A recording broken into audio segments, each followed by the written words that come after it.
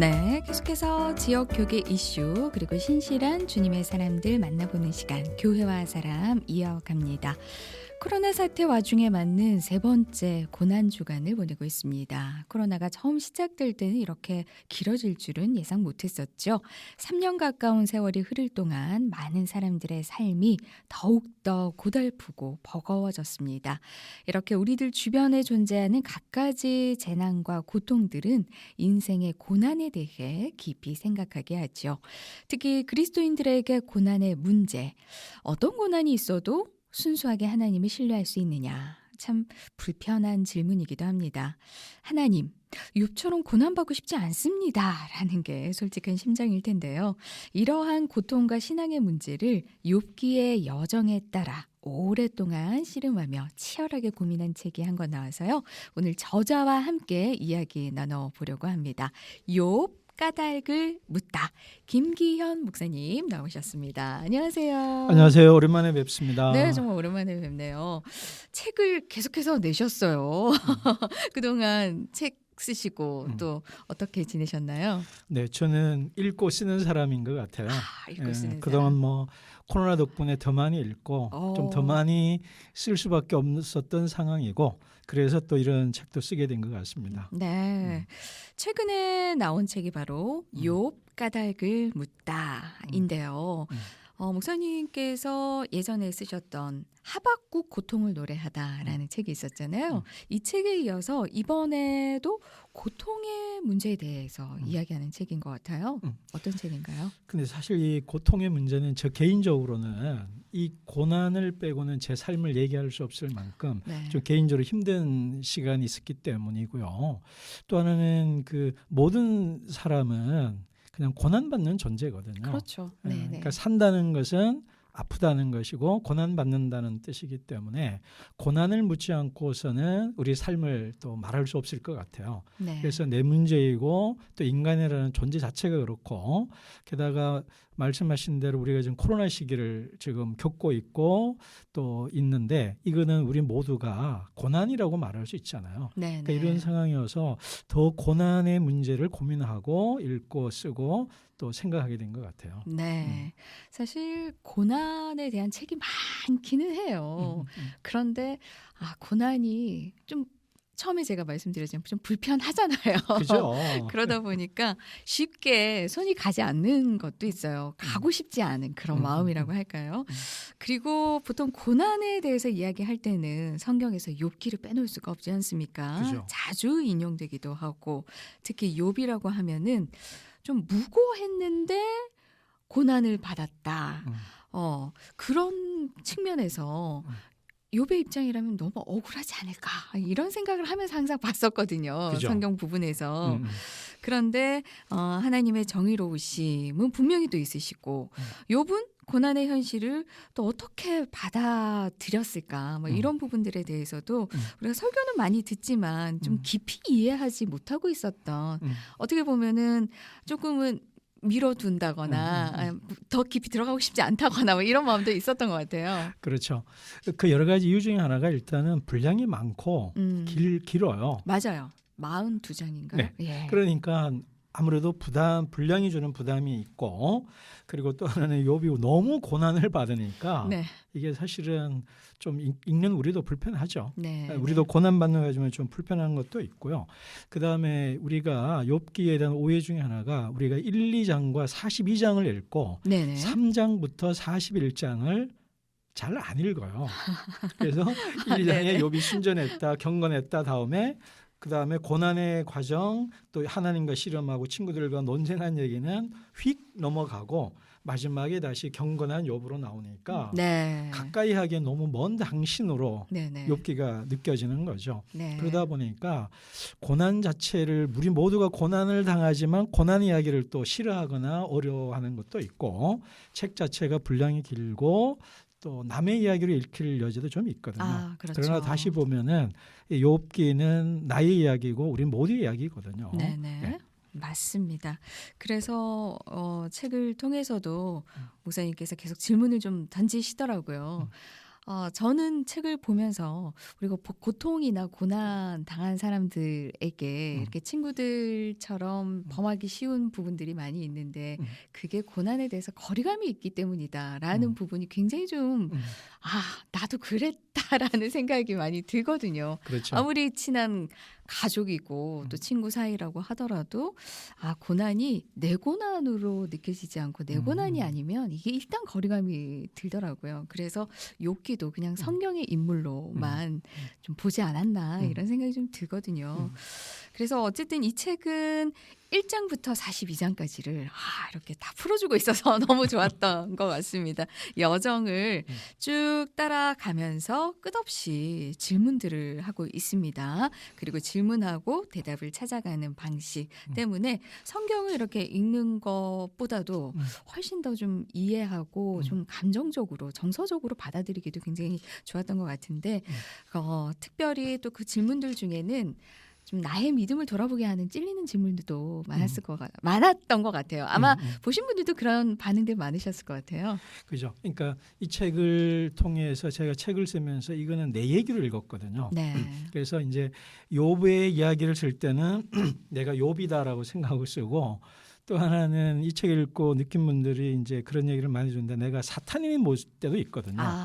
네. 그러니까 내가 사탄과 같이 다른 사람을 헐뜯고 이제 뒷담화하고 비난하는 그리고 때로는 또 내가 욥의 친구와 같은 때도 많거든요. 그렇죠. 그러니까 하나님의 이름으로 거룩과 경건의 이름으로 고난받는 사람을 위로해주고 격려해주기보다는 그 신앙의 이름으로 또 성경의 이름으로 정의의 이름으로 고난받는 사람을 더 아프게 하는 경우가 참 많거든요. 네. 그래서 좀 제가 욥기 책을 쓰면서 욥기를 통해서 욥기라는 창 거울을 통해서 내 안에 있는 다면적인 모습을 좀 보고 싶었어요.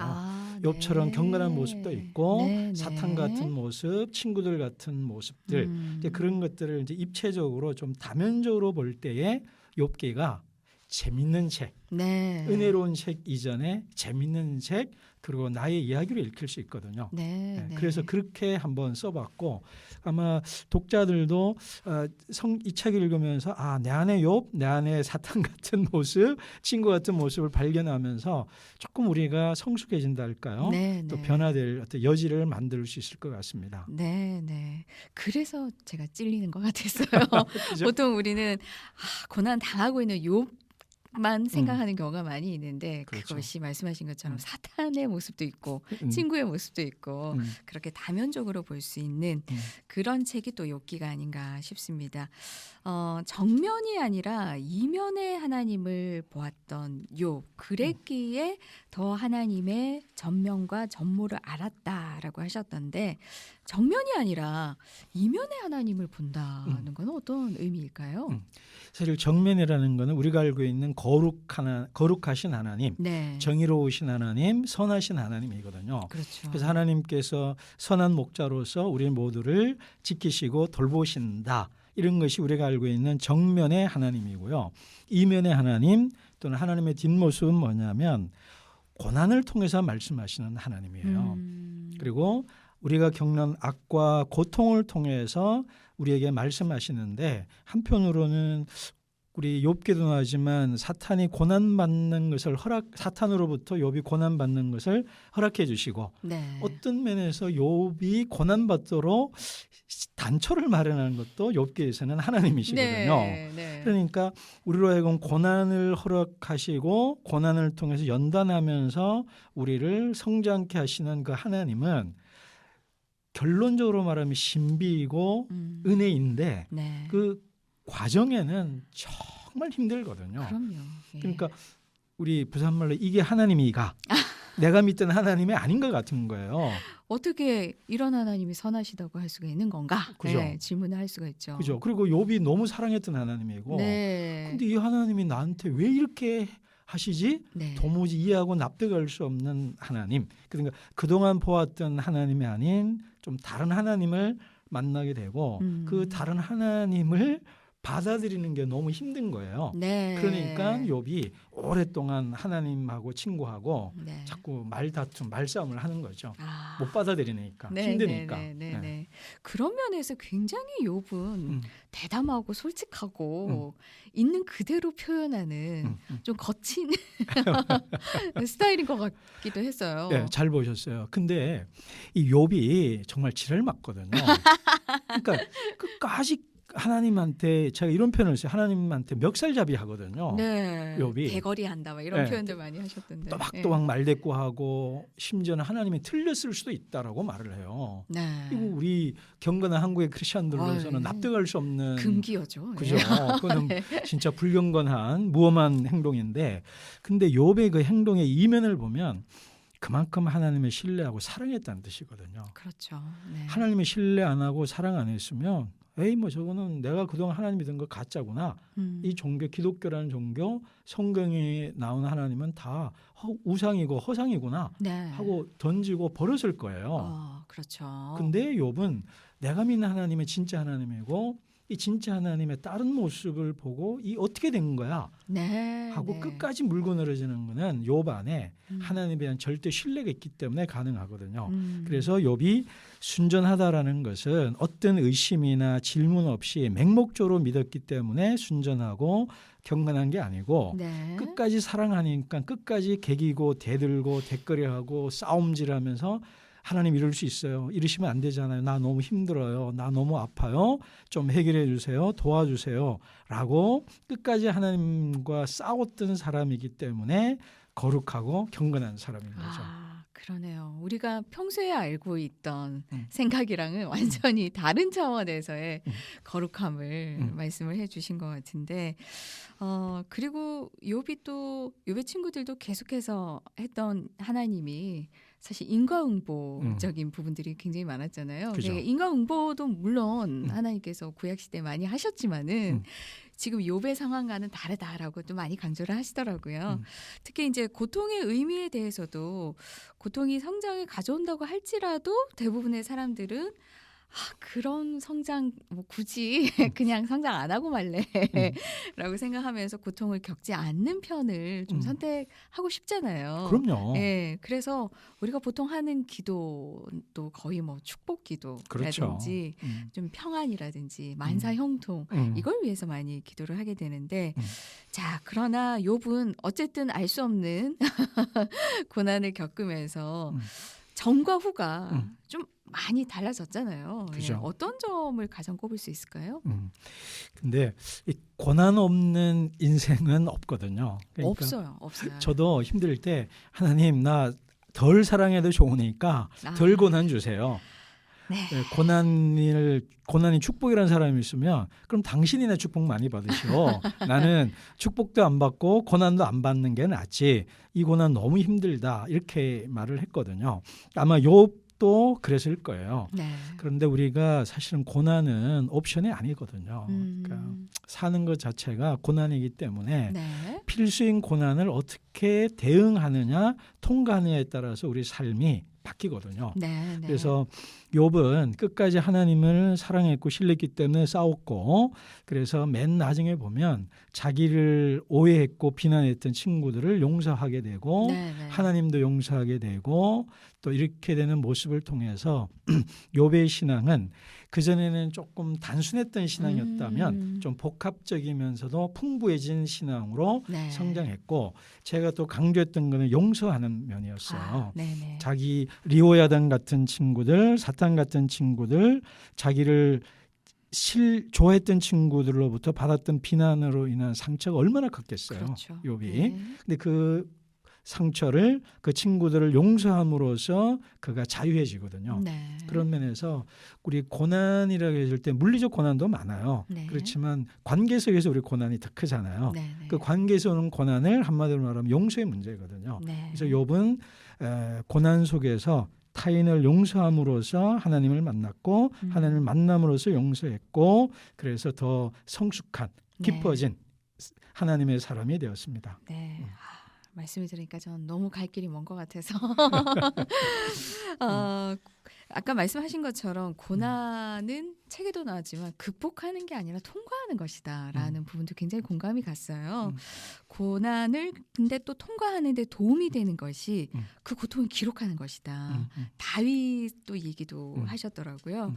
글쓰기를 통한 치유와 회복, 이렇게 고통을 기록하는 거, 이게 그렇게 도움이 되는 건가요? 네. 그 실제로 욥이 자기 자전을 기록하거든요. 그러니까 자기 과거를 회고하고 그리고 현재의 아픔과 씁쓸함을 또 토로하고 네. 그러면서 변화될 미래에 대한 회복에 대한 꿈을 꾸는 이야기가 3장에 걸쳐서 장장 펼쳐지거든요. 네. 그러니까 욥의 세 친구들하고 대화한 다음에 자기 과거사를 정리하면서 이 욥이 조금 더 소망으로 나아가는 걸 볼 수가 있거든요. 네. 너무 어두웠거든요. 네, 네. 그렇기 때문에 그건 또 제 이야기이기도 하고 많은 분들이 자기 삶의 아픔을 글로 쓰면서 치유되고 회복되거든요.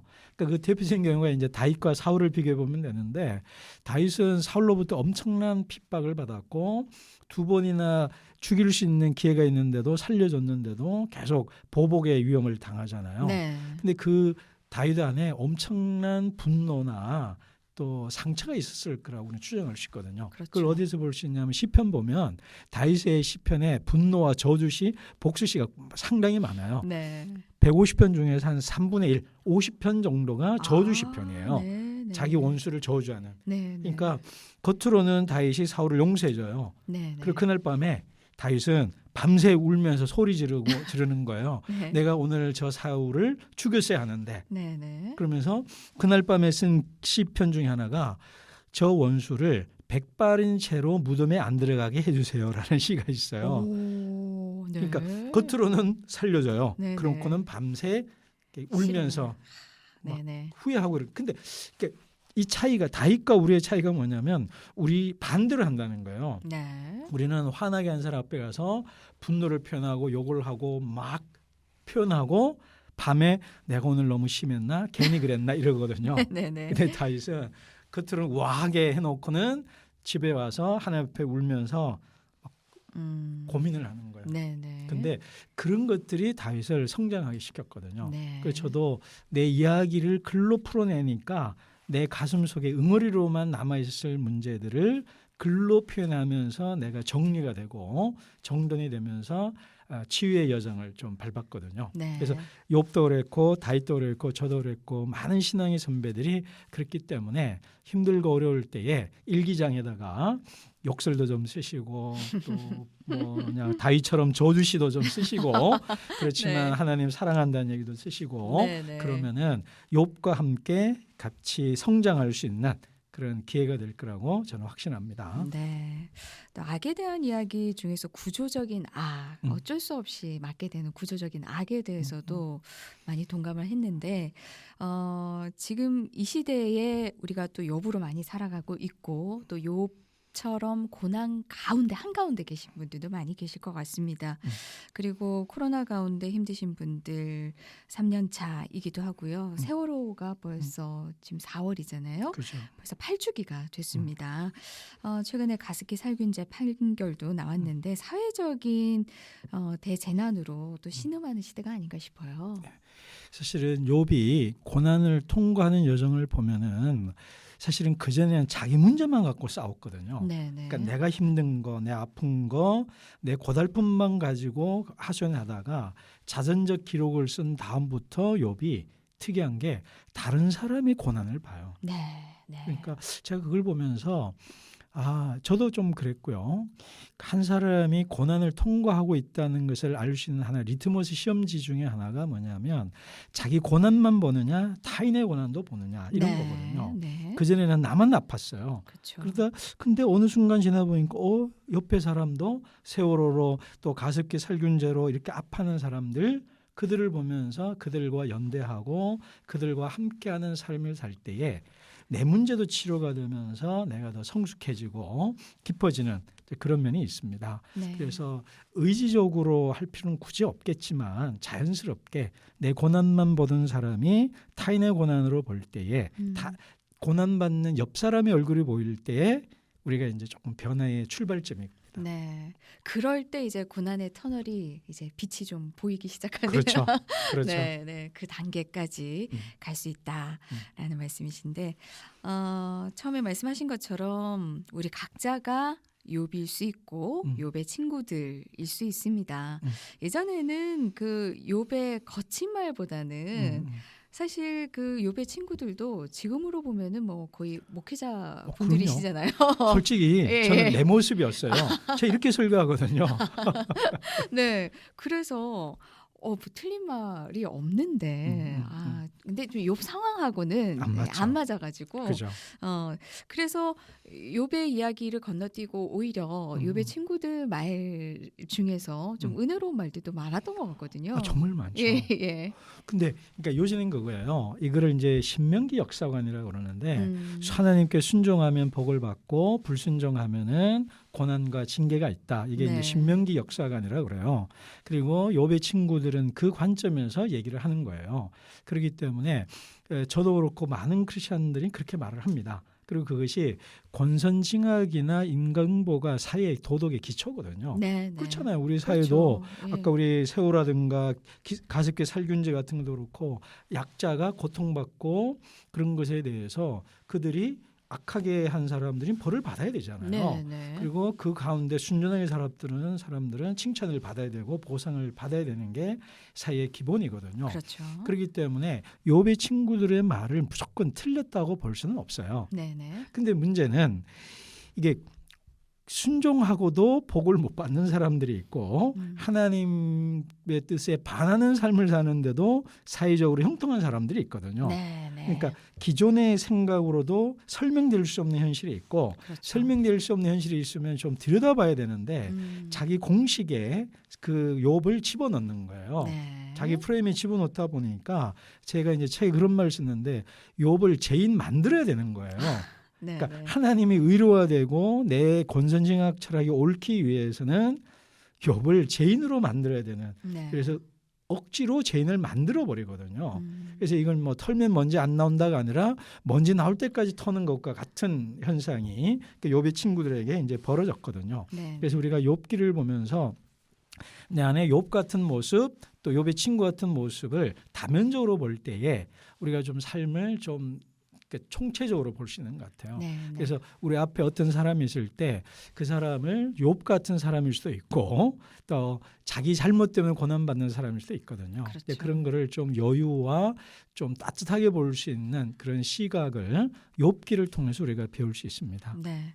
마지막 질문 드리기 전에 한 가지만 더 말씀을 드리면 잘 조명이 되지 않았던 욥의 아내를 조금 몇 차례에 걸쳐서 조명을 하셨더라고요. 네. 그래서 조금 신선하기도 하고 우리가 그렇게 지탄했던 사실 설교 시간에도 그렇게 아내를 그렇게 좋게 보신 분들이 없었거든요. 그렇죠. 네네. 어떻게 이렇게 조명을 하게 되신 건가요? 네, 제가 책 서문에 이렇게 썼어요. 여보의 아내 같은 내 아내 이렇게 썼어요.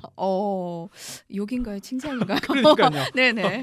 그래서 우리 아는 친구들이 페이스북에서 자기가 도피성을 마련할 테니까 빨리 도망와라. 네네. 큰일 났다. 네네. 뭐 이런 얘기도 보호해야겠다. 하고 네네. 또 제 집 사람들 그걸 보여줬더니 이 사람이 미나 뭐 이렇게 네. 그러면 당신이 그 말을 썼을 때 뭔 이유가 있겠지 하고는 더 안 보더라고요. 근데 그 욥기 42장에 나오는 그 욥의 아내와 욥기 2장에 저주하고 죽으라고 말했던 그 욥의 아내는 동일 인물로 해석하는 것이 좀 더 합리적이거든요. 네. 성경적으로 보면. 네. 그래서 욥과 함께 고난받았던 사람으로 우리가 해석하는 것이 더 낫고요. 네. 함께 고난을 함께 받은. 고난받았던. 네. 그리고 제가 이제 이거는 제 상상력인데요. 그 욥의 아내가 그동안 뭐 하고 있었을까라고 했을 때 아마 죽은 그 10명 아이를 생각하면서 심요살이 했을 거다. 이건 네. 제 순전한 상상력입니다. 그래서 그동안 욥은 하나님과 싸우고 난리치고 있을 때에 그 아내는 욥의 먹거리를 챙겨주고 또 자기 죽은 아이들의 그 묘를 관리하면서 꽃을 꺾어주고 울어주고 네. 또 그랬을 것이다. 근데 이게 또 제 아내 보고도 느낀 거거든요. 제가 이제 뭐 힘들다고 맨날 뭐 징징대고 책 쓰고 뭐 강의하고 다닐 동안에 아내는 제 치닥거리 다 해주고 아이들 챙겨주고 저보다 더 힘들었을 텐데 힘들면 말 안 하고 이렇게 속으로 삭히면서 견뎌냈거든요. 네. 그런 제 아내와 또 욥에 대한 새로운 해석들을 읽으면서 오버랩되면서 아, 욥의 아내는 그렇게 살았겠구나. 네. 그런 네. 생각을 하게 됐고요. 그래서 많은 우리 여성분들이 그 은혜 받았다고 그 포인트에 네, 네, 네. 위로와 은혜를 받았다는 전가를 많이 해주었습니다. 네. 자, 끝으로 고난 주간을 보내고 있습니다. 분노와 고통이 있는 곳에 교회와 그리스도인들 어떤 태도로 바라보고 또 어떻게 좀 살아야 할까요? 일단 제가 책에 이를 썼습니다. 욥처럼 고난을 통과하고 욥처럼 하나님을 다시 만나기를 바란다고요. 네. 어쩔 수 없이 우리 모두가 욥이 되는 시대를 살고 있거든요.